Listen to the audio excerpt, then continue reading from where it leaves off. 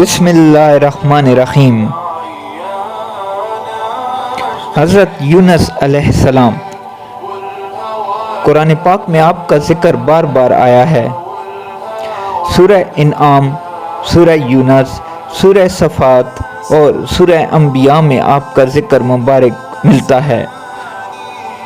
حضرت یونس علیہ السلام ملک عراق کے شہر نینوا میں پیدا ہوئے تھے، جس شہر کی طرف آپ کو نبی بنا کر بھیجا گیا تھا۔ اس کی آبادی 1 لاکھ یا اس سے کچھ زیادہ تھی۔ آپ بھی لوگوں کو بت پرستی سے منع فرماتے تھے اور ایک اللہ کی عبادت کی تعلیم دیتے رہے، برائیوں سے منع کرتے اور اچھائیوں کی ہدایت کرتے۔ اس بات سے آپ کی قوم آپ کی دشمن ہو گئی۔ آخر قوم کی بار بار مخالفت سے تنگ آ کر آپ نے فرمایا کہ اب اللہ کا عذاب تم پر آ کر رہے گا، اور یہ کہہ کر دریا کی طرف چلے گئے۔ ایک کشتی جانے کے لیے تیار تھی، اس پر سوار ہو کر روانہ ہو گئے۔ جب کشتی بیچ دریا میں پہنچی تو رک گئی۔ ملاح نے کہا، اس کشتی میں کوئی غلام ہے جو اپنے مالک سے بھاگ کر آیا ہے، جب تک وہ نہیں اترے گا کشتی نہیں چلے گی۔ قرعہ ڈالا گیا تو آپ کا نام نکلا۔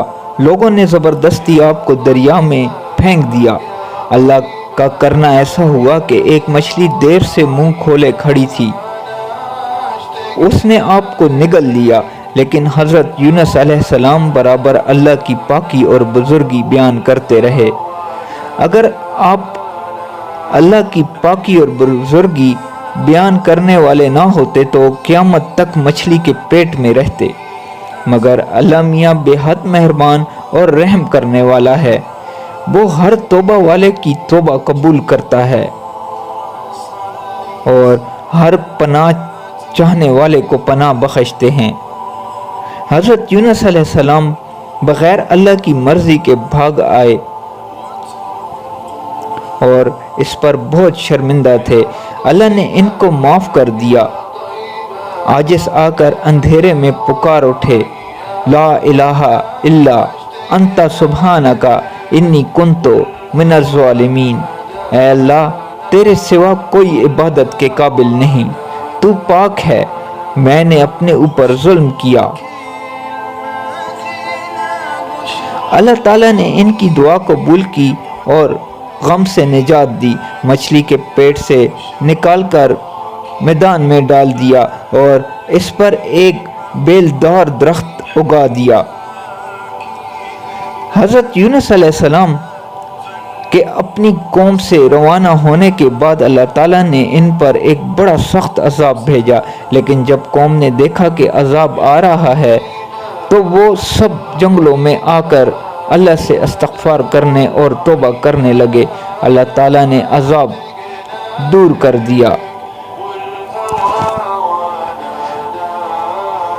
حضرت یونس علیہ السلام اچھے ہو کر دوبارہ قوم کے پاس آئے تو وہ ان کے انتظار میں تھے، چونکہ انہوں نے اپنی آنکھوں سے عذاب دیکھ لیا تھا، اس لیے سب کے سب ایمان لے آئے اور صدیوں تک امن و چین سے رہے۔ اس طرح اللہ کا وعدہ پورا ہوا کہ جو لوگ ایمان لائیں گے ان کو خوب رزق دوں گا اور برکتیں عطا کروں گا۔ چنانچہ قوم یونس علیہ السلام سے تمام عذاب اور تکالیف دور ہو گئیں جو حضرت یونس علیہ السلام کی بددعا اور ناراضگی کی وجہ سے ان پر مسلط ہو گئی تھیں۔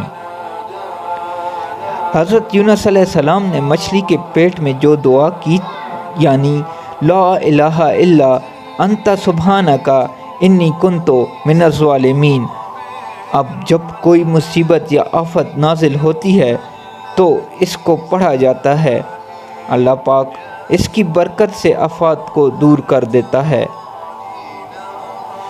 جزاک اللہ۔